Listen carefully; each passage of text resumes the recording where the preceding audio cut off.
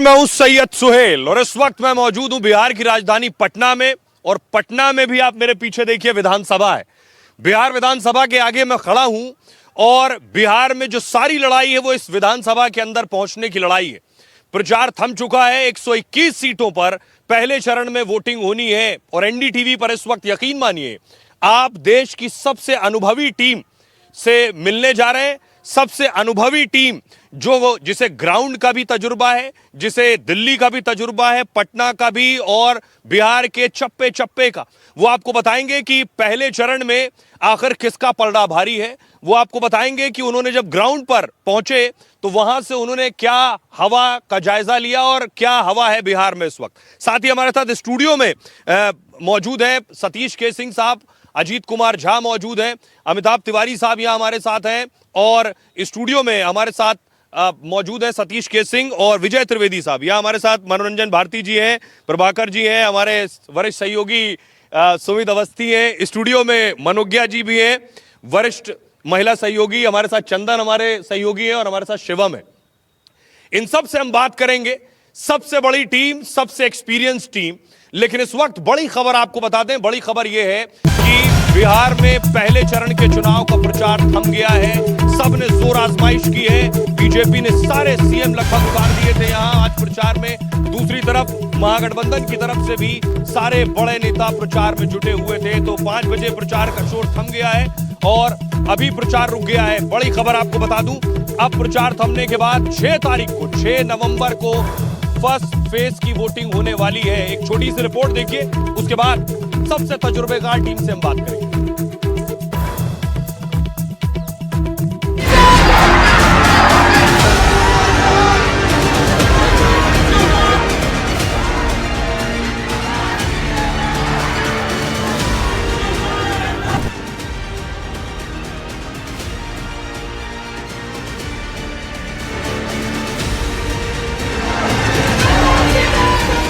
बिहार की सत्ता की चाबी अब किसके हाथ में होगी? कौन बनाएगा बिहार में सरकार? इस मुहिम की पहली शुरुआत अब से करीब 1.5 दिन बाद होगी। 6 नवंबर की सुबह 7 बजे से बिहार की जनता पहले चरण का मतदान करने मतदान केंद्रों पर पहुंच जाएगी। पहले चरण में 18 जिलों की 121 सीटों पर मतदान होगा। 1314 उम्मीदवार मैदान में हैं।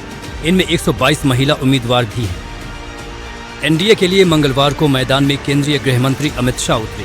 यूपी के सीएम योगी आदित्यनाथ भी प्रचार मैदान में मौजूद रहे। अगर आतंकवादियों ने गोली चलाई तो गोली का जवाब गोले से दिया जाए। और चंपारण वालों, अब तक तो वो गोला देश के बाहर से आता था, मगर अब पाकिस्तान पर गिरने वाला हर गोला मेरे बिहार में बना हुआ होगा। बिहार में ये कांग्रेस के लोग जैसे राम मंदिर के बारे में प्रश्न खड़ा करते थे, भगवान राम के बारे में प्रश्न खड़ा करते थे, ऐसे ही छठ मैया के बारे में भी कांग्रेस के युवराज आज प्रश्न खड़ा कर रहे हैं। बहन और भाइयों, ये कांग्रेस और इंडी गठबंधन के लोग किसी के नहीं हुए।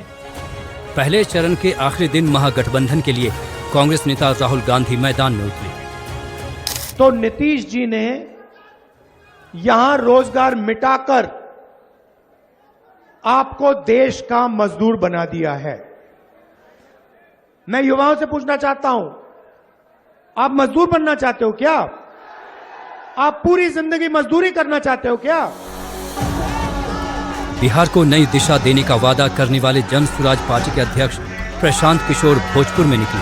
जय बिहार का नारा लगाया। इंदिरा आवास बनाने में 20,000 घूस लगबे करेगा, बिजली का बिल गलत आएगा ही, नकली शराब बिकेगा ही बिकेगा, और आपका बाल बच्चा यहाँ से जाकर गुजरात में, तमिलनाडु में जाकर मजदूरी करेगा। अगर ये स्थिति बदलना है तो नीतीश भाजपा को हटाइए, नई व्यवस्था बनाइए। पहले चरण के मतदान के लिए 45,341 मतदान केंद्र बनाए गए हैं, जिसमें ग्रामीण क्षेत्र में 36,733 तो शहरी क्षेत्र में 8,608 बूथ स्थापित किए गए हैं। कुल 3,75,13,302 मतदाता हैं, जिनमें 1,98,34,325 पुरुष मतदाता हैं, 1,76,77,219 महिला मतदाता हैं, 758 थर्ड जेंडर मतदाता भी हैं। पहले चरण के मतदान में तेजस्वी यादव, सम्राट चौधरी, अनंत सिंह, मैथिली ठाकुर जैसे चेहरे हैं। आपको वो 5 सीटें बताते हैं जहां महामुकाबला माना जा रहा है।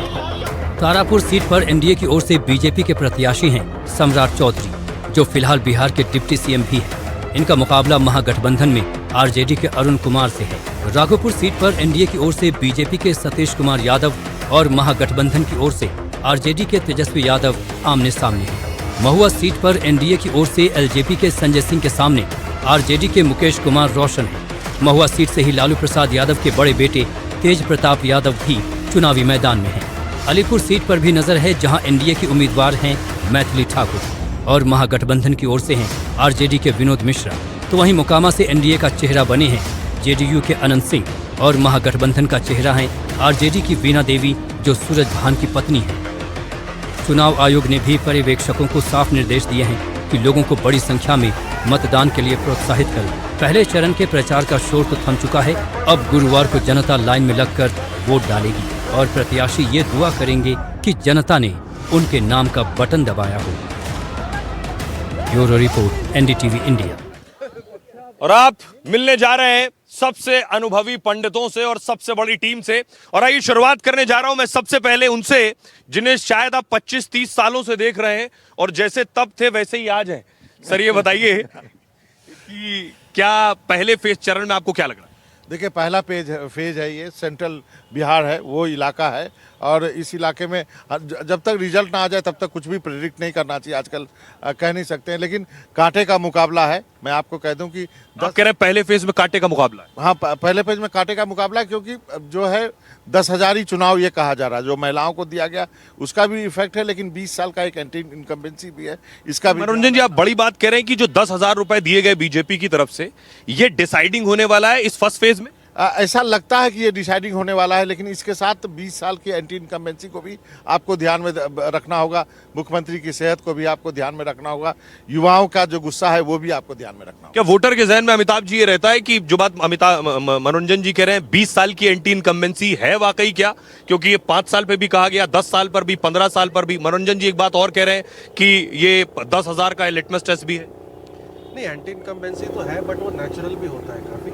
एंटी इनकम्बेंसी अपने आप विपक्ष को कोई चुनाव नहीं जिताता, उसको एक्सप्लॉइट करना पड़ता है। तो जितने लोग एंटी इनकम्बेंसी कह रहे हैं हमारे सर्वेज में भी, उतने ही लोग कह रहे हैं कि प्रो इनकम्बेंसी है या फिर वो न्यूट्रल है। अब ये MY वर्सेस MY चुनाव हो गया है, यानी महागठबंधन का मुस्लिम यादव कॉम्बिनेशन वर्सेस एनडीए का महिला और यूथ कॉम्बिनेशन। बहुत से लोग मोदी योगी भी कह रहे हैं MY। नहीं, मैं कहूँगा नीतीश प्लस मोदी वर्सेस तेजस्वी प्लस राहुल।